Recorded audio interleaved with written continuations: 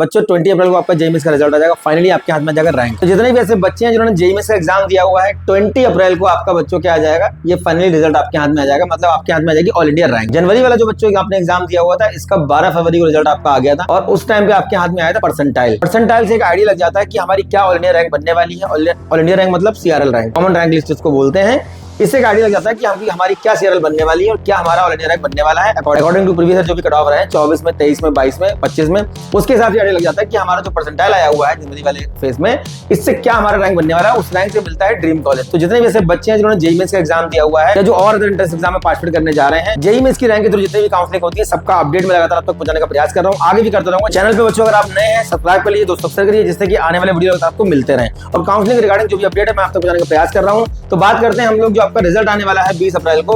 ये 20 अप्रैल के रिजल्ट के बाद हमको क्या करना होगा, 20 अप्रैल को ये डिसाइड हो जाएगा, ये कंफर्म हो जाएगा कि आप जेईई एडवांस के एग्जाम में पार्टिसिपेट करेंगे या नहीं करेंगे। बच्चे पूछते रहते सर ये कट ऑफ क्वालिफाई अगर हमारा नहीं हो पाता है तो क्या हम जोसा काउंसलिंग में पार्टिसिपेट नहीं कर पाएंगे।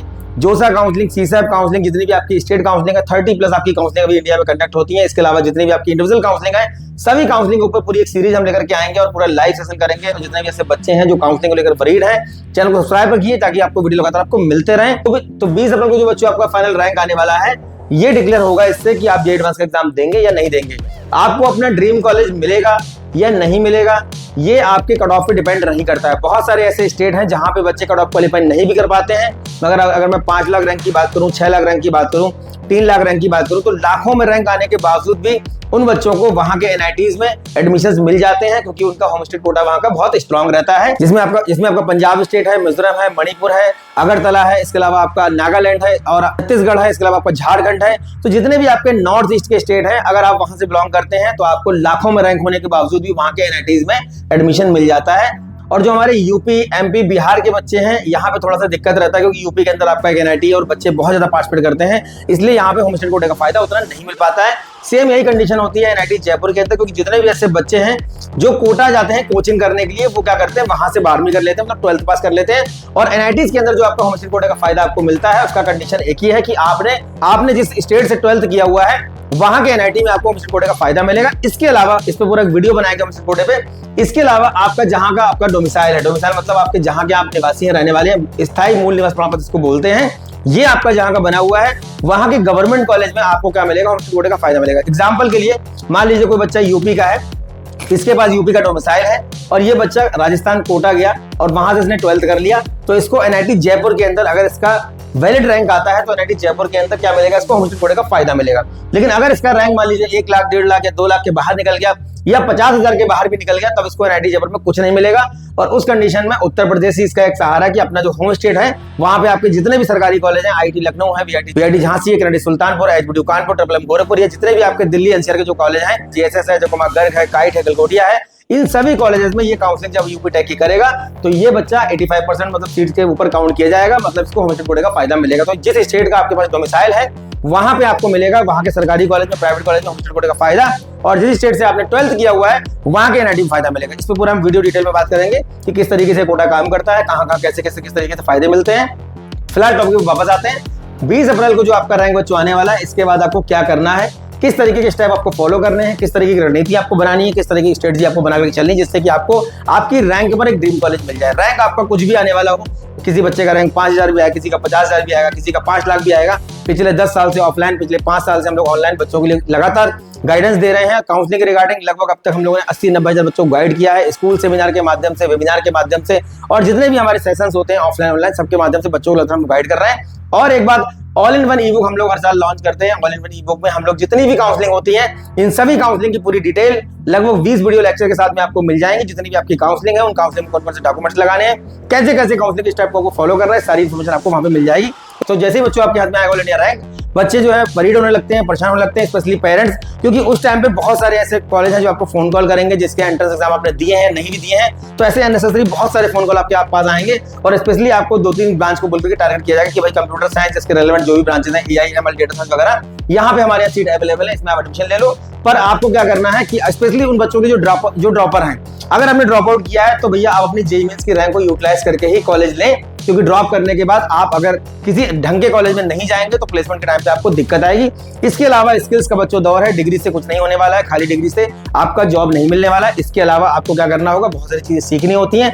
जो मार्केट ओरिएंटेड कोर्सेज चल रहे हैं, जो भी आपकी जो है स्किल्स ओरिएंटेड प्रोग्राम चल रहे हैं, उनको क्या करना होगा, आपको सीखना होगा। और इससे बहुत सारे प्लेटफॉर्म हैं जो आपको सिखाने का काम कर रहे हैं। अपार्ट फ्रॉम डिग्री आप उन सब चीजों को सीख सकते हैं, साथ में भी सीख सकते हैं, उसके बाद भी सीख सकते हैं, जिससे कि आपको प्लेसमेंट के टाइम में दिक्कत ना हो। तो कंपनी को जो काम आपसे करवाना है, जो भी स्किल्स कंपनी को रिक्वायरमेंट है, अगर वो आप दिखा देंगे at the time of interview, तो आपको डेफिनेटली वो जॉब मिलेगी। तो फिलहाल अब जो तो रैंक आने के बाद क्या करना है, सबसे पहला जिन बच्चों का रैंक 50,000 तक आ रहा है, और वो जो मैंने 5-6 स्टेट के नाम लिए, अगर आप नॉर्थ ईस्ट से नहीं है, झारखंड से नहीं है, पंजाब से नहीं है, या उत्तराखंड में भी चलो 80-90 हजार तक मिल जाता है। इसके अलावा अगर आप महाराष्ट्र से हैं, गुजरात से हैं, राजस्थान से हैं, एमपी से हैं, 7-8 ऐसे स्टेट हैं जहां पे आपको होम स्टेट कोटे का फायदा मिल जाता है। इसके अलावा आपका होम स्टेट कोटा बहुत स्ट्रांग नहीं रहता है। तो 50,000 तक बच्चों अगर आपका रैंक आ रहा है, तो आप ये मान चलिए कि आप जोसा काउंसलिंग का वेट कर सकते हैं, क्योंकि सबसे बाद में जोसा काउंसलिंग ही स्टार्ट होती है। जोसा काउंसलिंग आपका ब्रह्मास्त्र काउंसलिंग है, और यहाँ पे क्या मिलता है, IIT, NIT, IIIT, GFTI। अगर आपके पास एडवांस का रैंक है तो आपको IIT, NIT, IIIT, GFTI सारे कॉलेज शो करेगा। अगर आप एडवांस क्वालिफाई आप नहीं कर पाते हैं तो आपको NIT, IIIT, GFTI वहां पे शो करेगा। अब एडवांस में क्या होगा, एडवांस में वही बच्चे जाएंगे जो 20 तारीख को कट ऑफ क्वालिफाई कर जाएंगे। साल 2024 में आपका जो कट ऑफ था वो लगभग 93.23 था।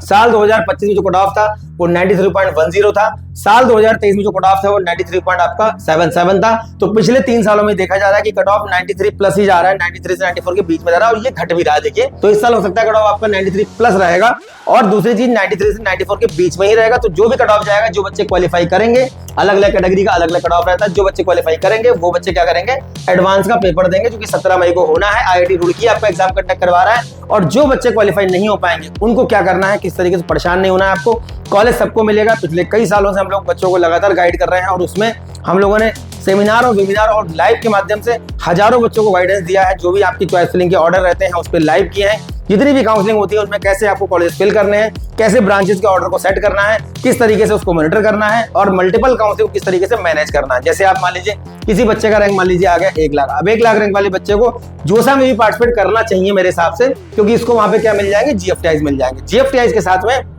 स्टेट काउंसलिंग में मान लीजिए यूपी में अप्लाई करता है, ये MP में अप्लाई करता है, ये हरियाणा में अप्लाई करता है। GGSIPO की काउंसलिंग का फॉर्म अभी आपका चल रहा है। इसमें आपके जितने भी दिल्ली के कॉलेज हैं, जिसमें आपका USICT है, USER है, गवर्नमेंट कॉलेज है, उसके बाद महाराजा अग्रसेन है, उसके बाद आपका महाराजा सूरजमल है, गुरु तेग बहादुर है, भगवान परशुराम है, भारतीय विद्यापीठ है। ऐसे प्राइवेट गवर्नमेंट कॉलेज के लिए GGSIPO का फॉर्म आता है। एक और काउंसलिंग आपकी दिल्ली में होती है, इसको बोलते हैं जैक दिल्ली, और यहाँ पे आपका DTU है, NSUT है, IIIT है, इसके अलावा IGDTU गर्ल्स कैंपस है हमारा।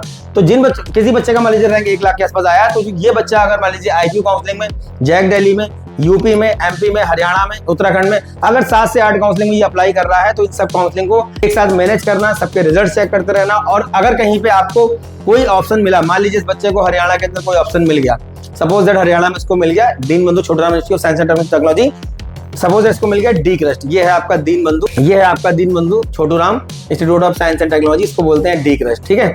तो ये अगर इस बच्चे को मिल गया और यहाँ पे बच्चों को मिल जाता है 1 लाख रैंक पर CSEC वगैरह मिल जाता है, तो ये कैसे पता लगाएगा कि 1 लाख रैंक पे मैंने 7 से 8 काउंसलिंग में अप्लाई किया है, अगर हरियाणा में मुझे डी क्रस्ट मिला, मैं इसमें अपना सीट को रिजर्व कर लूं, फीस जमा कर दूं, या मैं जोसा काउंसलिंग का वेट करूं, इससे बेटर कोई मुझे GFTI मिल जाएगा, या जो मैंने और काउंसलिंग में अप्लाई कर रखा है मेरे रैंक पे मिला हुआ जो ऑप्शन है ये बेटर है इनिशियल राउंड्स में, या मैं स्पॉट राउंड तक का वेट करूंगी। स्पॉट राउंड में कभी कभी जैकपॉट लग जाता है, और अगर हम मल्टीपल काउंसलिंग लेकर के चल रहे हैं तो स्पॉट राउंड में डेफिनेटली आपको बेटर कॉलेज मिलेगा as compare to initial round. तो इनिशियल राउंड में जो आपको कैंपस मिल रहे होते हैं उसमें जल्दबाजी नहीं दिखानी है, थोड़ा सा वेट करना है, स्पेशली तब जब आपका रैंक 1 लाख के बाहर निकल गया हो, 50,000 के बाहर निकल गया हो। इसके अलावा जो भी आपके एंट्रेंस एग्जाम हो रहे हैं, SRM है, VIT है, कॉमेट के है, इसके अलावा WBJ, MSCT है, और आपका बिट्स प्लानिंग, जो भी आपने एंट्रेंस एग्जाम कंप्लीट कर रखे हैं उनके अकॉर्डिंग क्या क्या आपको मिल रहा होगा, ये भी आने वाले समय में वीडियो में बात कर रहे होंगे।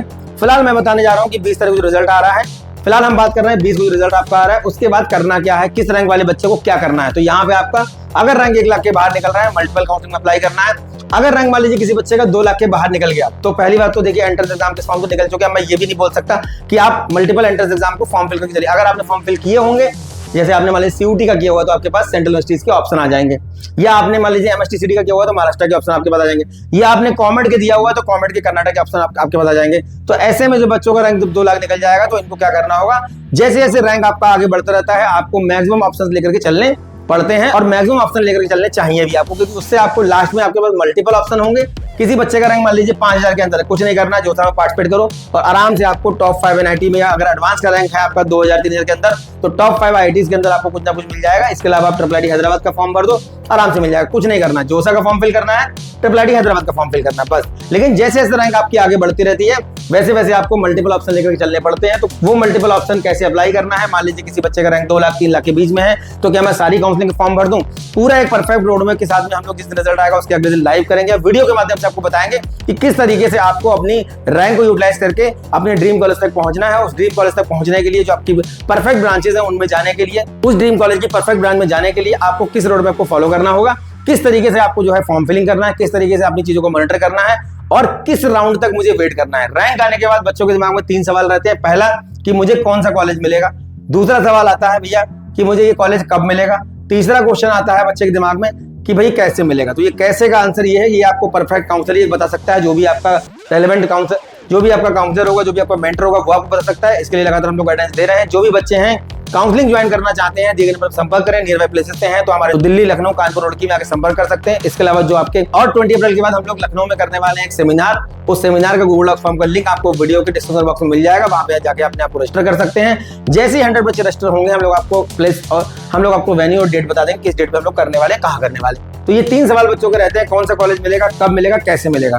तो ये जो कब मिलेगा ये बड़ा डिफिकल्ट सवाल होता है, ये कौन सा मिलेगा ये सब चीजें हम लोग फोन पे बच्चों को बता रहे हैं, कैसे मिलेगा जो प्रोसीजर होता है वो बता रहे हैं, लेकिन कब मिलेगा, किस राउंड में मिलेगा, 3 से 4 महीने का जो प्रोसेस रहता है, जोसा काउंसलिंग का भी लगभग 2 महीने का रहता है। इसके अलावा जितनी भी आपकी काउंसलिंग हो रही है लगभग आपका किसी काउंसलिंग के 3 राउंड है, किसी काउंसलिंग के 5 राउंड है, किसी के 7 राउंड, किसी के 10 राउंड हो रहा है। हर पहले राउंड से दूसरे राउंड के बीच में 4 से 5 दिन का, हफ्ते भर का गैप रहता है। तो ये मान के चलिए कि मिनिमम 1 मंथ और आपका लगभग मैक्सिमम 5 महीने तक ये काउंसलिंग आपकी चलती है। तो ऐसे में पेशेंस रखवाना, स्पेशली उन बच्चों के लिए जिनका रैंक लो हो जाता है, मुश्किल हो जाता है, तो ऐसे में आपको एक मेंटर की एक गाइडेंस देने वाली जरूरत पड़ती है।